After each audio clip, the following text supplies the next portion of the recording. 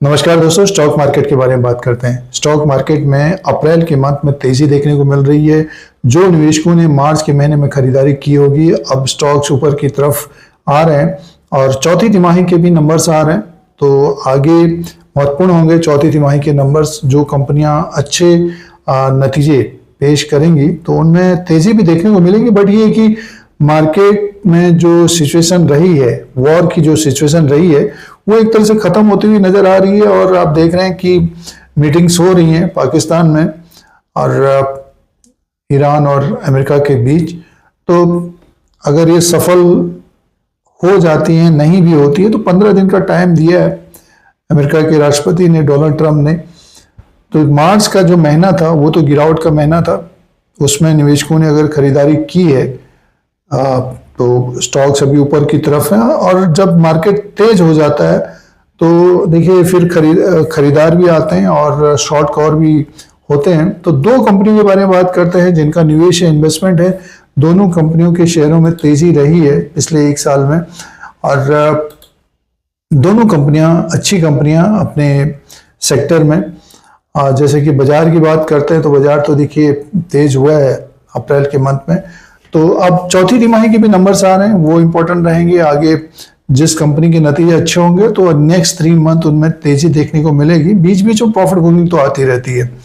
और जैसे कि दो कंपनियों का जो अपडेट या निवेश इन्वेस्टमेंट की बात करते हैं तो श्रीराम फाइनेंस का जो स्टॉक है 1000 के ऊपर कारोबार कर रहा है। गिरावट आ गई थी ऊपर के लेवल से इसमें और स्टॉक आ गया था नीचे की तरफ, ये 900 के आसपास, और अब तेज होकर 1026 तक पहुंच गया। मार्केट में भी तेजी है, तो इसके भी चौथी तिमाही के नंबर्स आएंगे। अगर हम फंडामेंटल्स पॉइंट्स की बात करते हैं तो इसका पी 2021 के आसपास है और जो रेवेन्यू और प्रॉफिट आगे आने वाले समय में बढ़ता हुआ नजर आएगा। डिविडेंड कम देती है कंपनी, 1% डिविडेंड यील्ड है।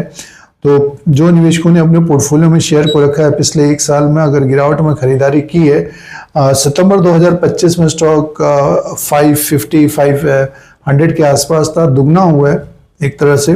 तो आगे भी शेयर में नजर बनाए रखें, अगर गिरावट होती है तो। और ऊपर की तरफ स्टॉक जाता है तो अपने अनुसार देखें कि हमको कितना प्रॉफिट चाहिए होता है, वो एक स्ट्रेटजी होना चाहिए, मुनाफा भी निकालना चाहिए। समय देने पर स्टॉक अच्छा रिटर्न दे सकता है आने वाले समय में।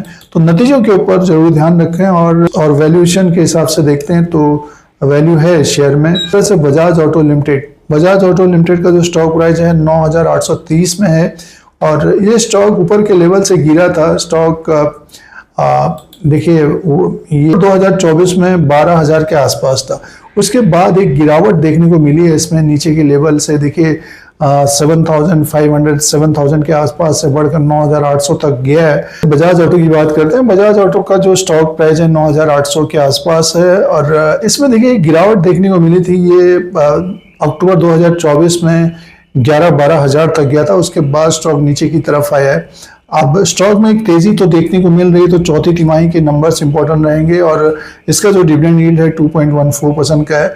तो आगे जो क्वार्टर्स के नंबर्स आएंगे उसमें डिविडेंड भी आता हुआ नजर आ सकता है, इसमें बाइंग देखने को मिल सकती है।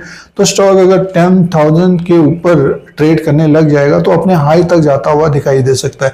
अब जो टॉप में फंसे हैं पिछले 1-2 साल से, तो वो निवेशक वेट कर रहे होंगे और जिन्होंने लोअर लेवल पर खरीदारी की है 7200 8000 के आसपास स्टॉक ऊपर की तरफ है, तो वेट करना चाहिए। और गिरावट में इन दोनों शेयरों के ऊपर नजर रखनी चाहिए। पर उतार चढ़ाव देखने को मिलता है, जब भी गिरावट हो तो ये दो कंपनियों के ऊपर रिसर्च करें, अपना जानकारी रखें, उसी के अनुसार निवेश भी करना चाहिए। इस तरह की जानकारी के लिए धीरज सिंह स्टॉक मार्केट को सब्सक्राइब करें, लाइक करें, शेयर करें, कमेंट करें।